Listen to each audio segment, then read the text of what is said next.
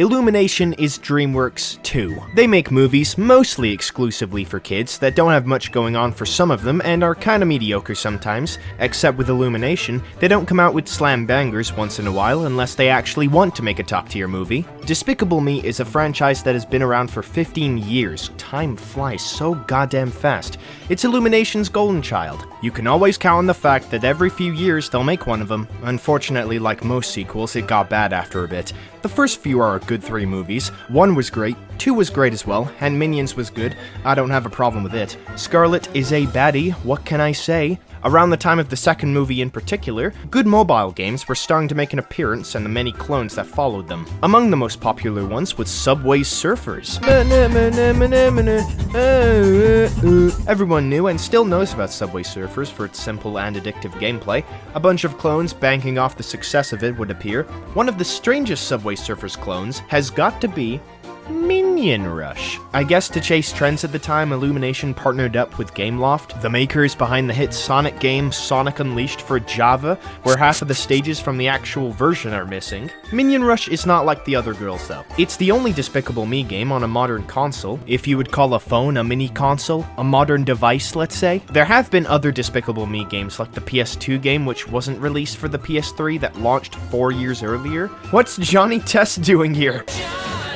Testicles. Minion Paradise is another trend-chasing game, copying those stupid city-building games, I don't know what to call them exactly, the Gardenscapes likes. It doesn't matter because it was delisted from the App Store. Suck on that, EA. I hope you have a nice Christmas. Minion Mayhem, a DS title that copies Mario vs. Donkey Kong?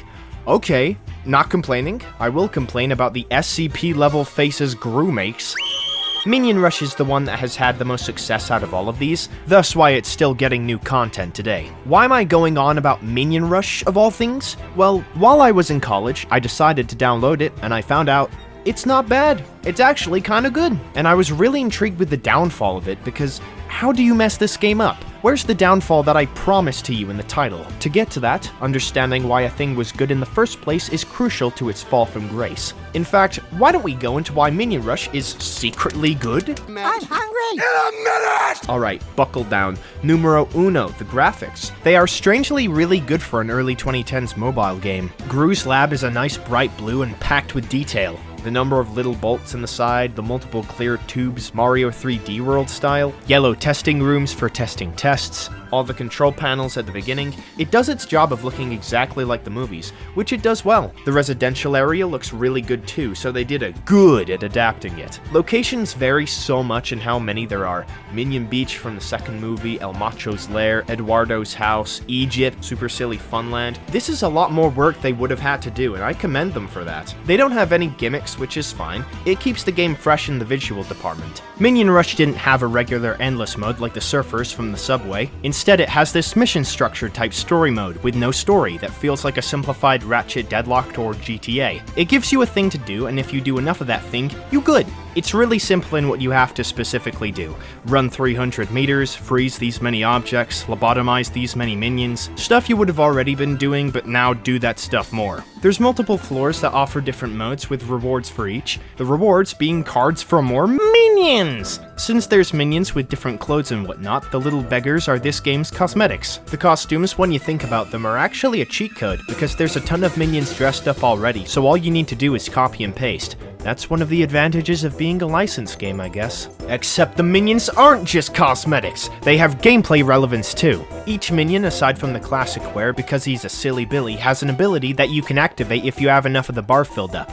Items like a vacuum, shield, rocket that skips some of the level, power-ups you'd find in other 3-lane runner games, but I like how they implemented them while making sense with them being based on the movie's gadgets. The item that allows you to smash through obstacles is the Freeze Ray, the most iconic weapon from Despicable Me, the one that Gru was used in 4 out of the 6 titles. The purple minion makes you invincible to everything, and that makes sense because the PX41 serum turns anything it's injected into an invulnerable monster. The banana vacuum doesn't actually appear in the movies themselves. It does feel like something the minions would make, tying the game more to the source material. There's a neat tidbit about the power-ups. You fill up the bar by getting bananas and near misses. Near misses can be used to fill up the gauge, which creates a good risk-reward system. Should I do some near misses to fill up the bar more but risk dying, or should I focus on just getting the bananas, which is safer but slower? It has more depth than it has any right to, and genuinely makes the game more fun.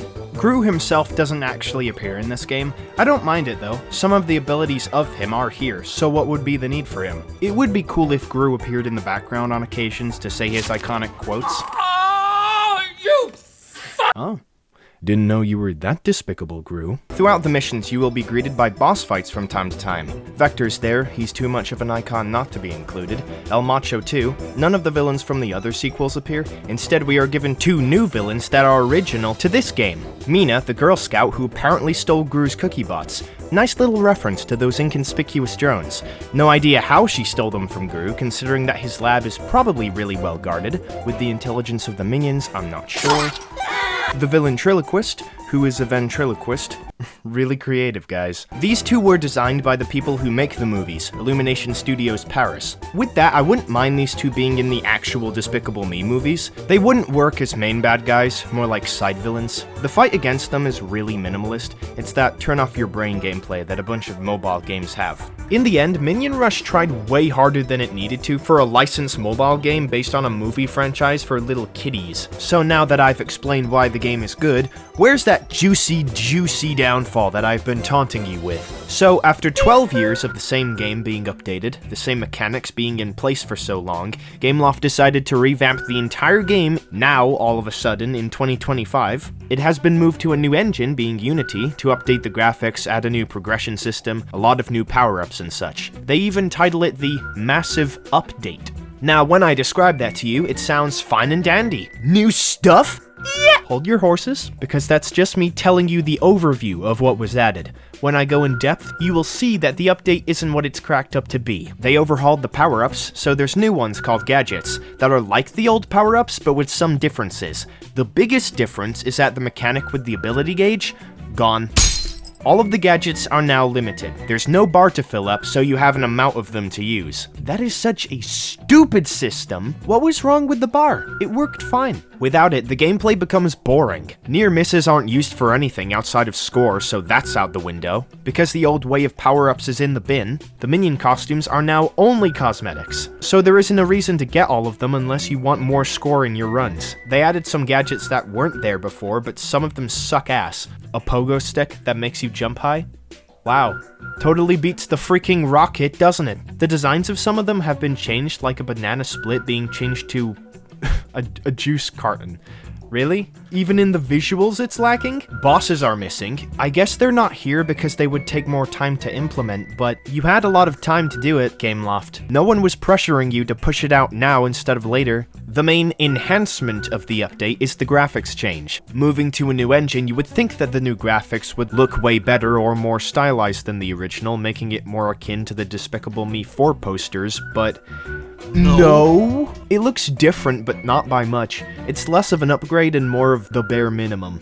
Gru's lab was a bright blue and now it's this dark blue. It doesn't look as lively as it did. You could say there's more detail, but the darkness makes it harder to see all of it. The maps have been heavily stripped back. Instead of the multiple stages that had various looks to them, there's now only 4. The different areas didn't do anything, just added flair to the game, but it was nice to have those in the first place. Most of the personality was the different places you could go to in the universe. A new endless mode is featured prominently with the update, but don't know how to tell you this, an endless mode already existed, the score attack mode, the one where you punch minions to up your score multiplier. That's gone. That mode was the best one, I liked it, while at the same time getting rid of all the other modes. It makes it way more linear than before, to a painful degree. Bananas aren't a currency anymore for upgrading the minions, instead they're used in the Hall of Jam, which feels like a free battle pass. You get a pitiful amount of stuff from it. Small things like punching minions is messed up. They don't splat the screen properly, it's always to the side or off screen.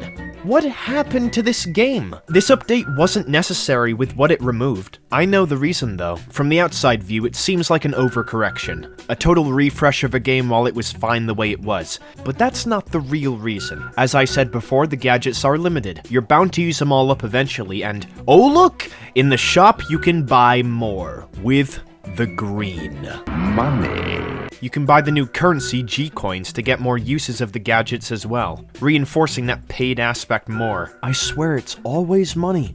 It's such a weird downfall for this game because, well, it's Minion Rush, a game that was surprisingly good for what it was, tainted by greed. A boring outcome, but a sad one nonetheless. The downfall of Minion Rush needs to be discussed more. You can discuss it in the comments if you want. And also, while you're at it, subscribe if you like these types of videos.